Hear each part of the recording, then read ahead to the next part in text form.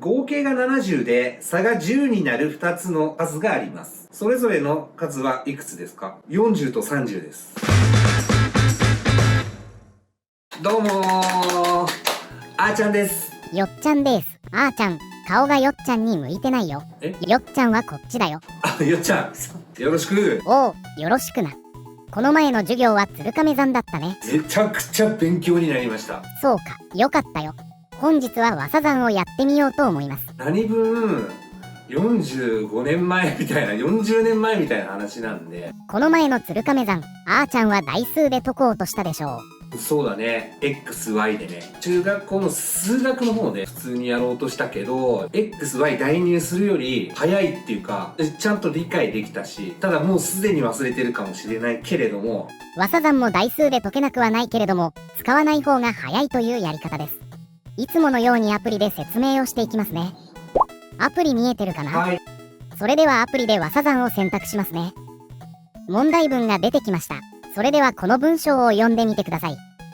はい、読みます。クラスの人数は40人で、男子は女子よりも6人多いそうです。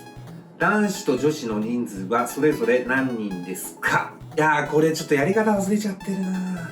男子23人、女子17人。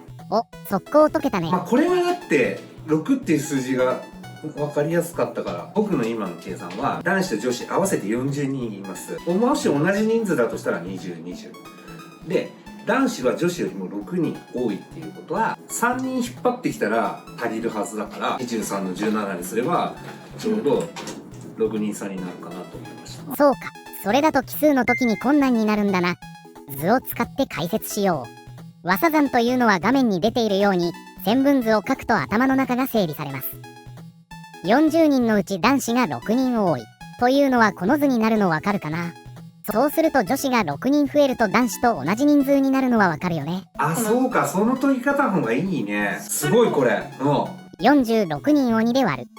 男子の人数がわかる。これが男子の23人。そして40-23で17。一瞬で出るよね。そうです。そうです。でもこれ数字がすごい簡単にしてくれてたからあれだけど、多分応用はちゃんと理解してないとできない気がする。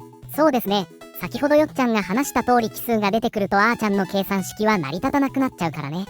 それでは早速応用問題を解いてみよう。今回も AI が問題作り中です。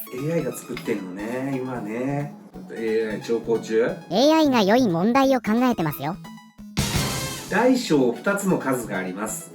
合計は30で差は10です。この2つの数をそれぞれ求めましょう。はい。合計のまず30に差である10。これを足しますで40。40割る2。これが大きい方の数になります。これで大きい方の数が20。30。合計の数30から20を引いて小さい方の数が10。20の10。先ほどの計算式からするとこれで合ってるはず。理解が早いね。イエス。それでは次の問題。兄と弟の年齢の合計は25歳で差は5歳です。兄と弟はそれぞれ何歳ですか？はい。兄と弟の年齢の合計が25歳。これに差である5を足す。すると30歳になる。でも30歳ではない。30割る2で15。年が大きい方がお兄さんっていうのが一般的ですから、逆があったら怖いですけど、兄の年齢が15歳だと思います。で、25-15。で、弟の年齢が10歳。こういう問題は差が5だから和佐山じゃないと難しいよね。あ、そうだね。そうだよね。さっきあーちゃんは差が6だったから単純に真ん中で割ったけど。はい、お願いします。あるクラスの男子と女子の合計人数は35人で、差は3人です。このクラスの男子と女子はそれぞれ何人ですか？これもじゃあ、式に当てはめてやっていきたいと思います。35足す3ですね、まずね。これが38割る2。38割る2。19。どっちが多いか書いてねえじゃん。19人が男子か女子かは分かりません。AI のよっちゃんが。抜かりました。すみません。では男子が多いとしておいてください。仮に男子が多いとすると、男子が19人。35-15で、19で、女子が16人ですね。これちょっと問題文の説明が足りないですね。はい、次いきます。A さんと B さんが合わせて70個のビー玉を持っています。もし A さんが B さんに10個あげると、ちょっとむずいなこれ。2人のビー玉の数が同じになります。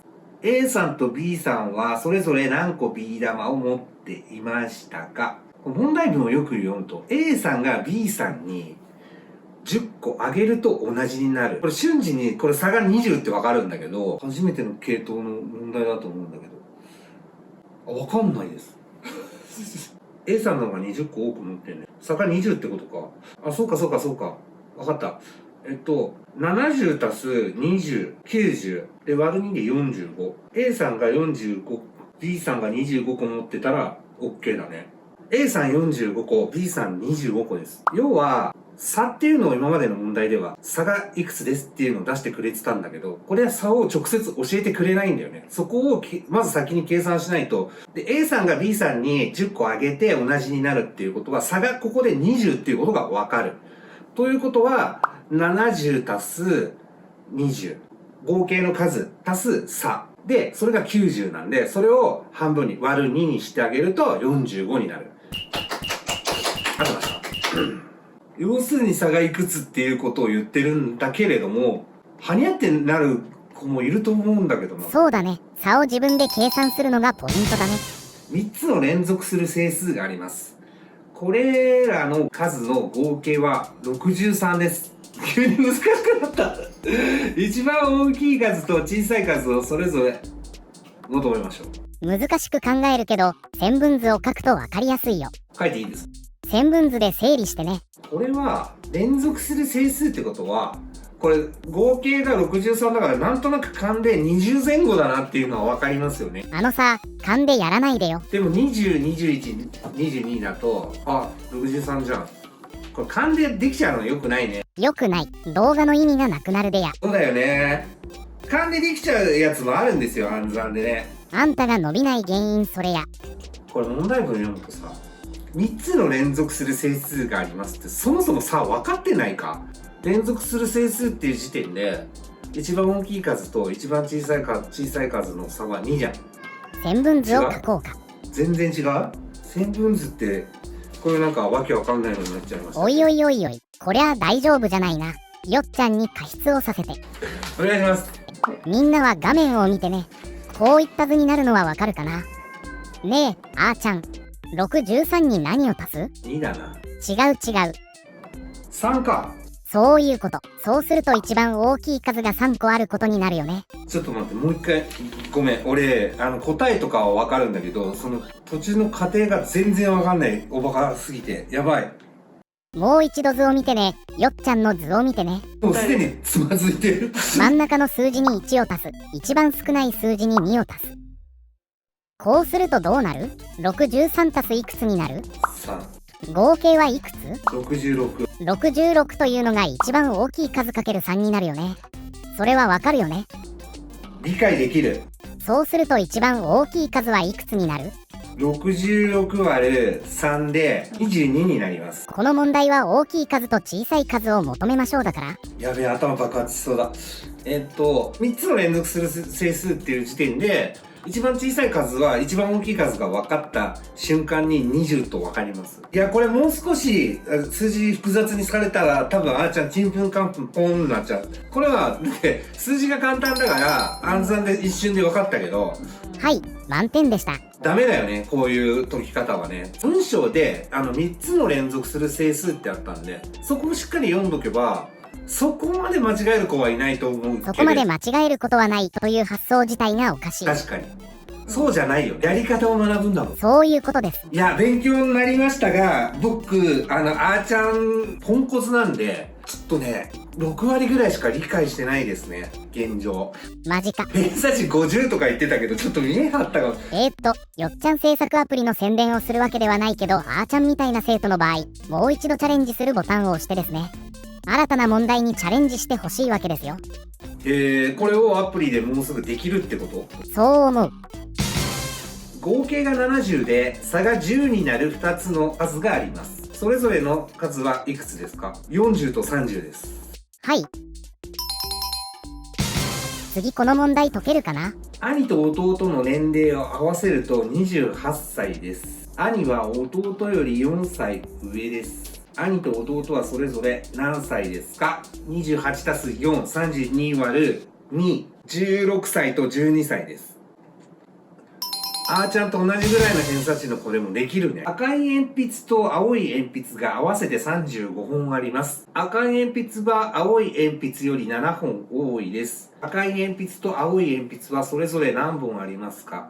これもうドリルですね。完璧に数こなして慣れていけばできますよ。35足す7で42。42割る2で21。赤い鉛筆が21本で、青い鉛筆が 21-7 で14。数をこなせばできるようになるよ。このぐらいの数字だったら全然、はい。さっきつまずいていた3個の連続する整数が出てきたよ。そしてすでにちょっとさっきの問題よりだいぶ難しくなってますので、じゃあいきますね。問題を読みます。3つの連続する整数があります。一番小さい数と一番大きい数の合計は42です。一番大きい数と一番小さい数をそれぞれ求めましょう。さっきの問題をあーちゃんが何%理解してるかこれで分かりますね。そして今結構ちんぷんかんぷんです。42たす3にしてみます。で、それが45。あーちゃん、初手でつまずいているよ。え？この問題ですが、3つの連続すると書いているけど真ん中の数字は計算に関係ないよ。小さい数と大きい数を足した数が42だから真ん中の数は関係ない。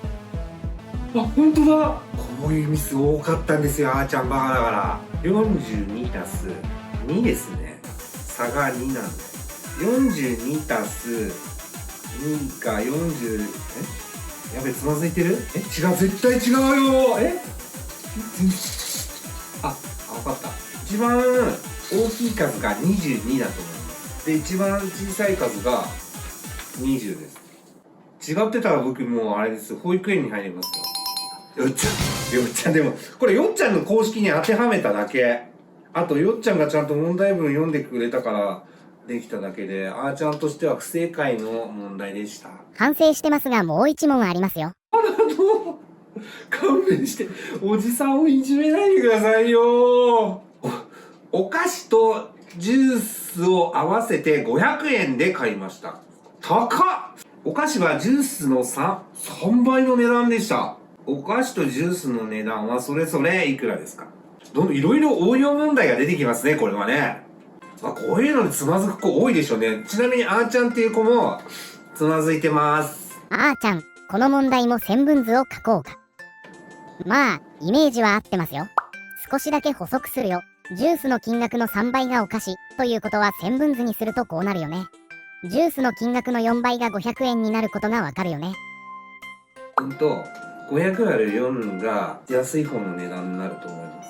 ジュースが125円。じゃあ 125×3 は375ですね。これは数字が分かりやすいんで、おじさんでも。このアプリの欠陥を見つけてしまいました。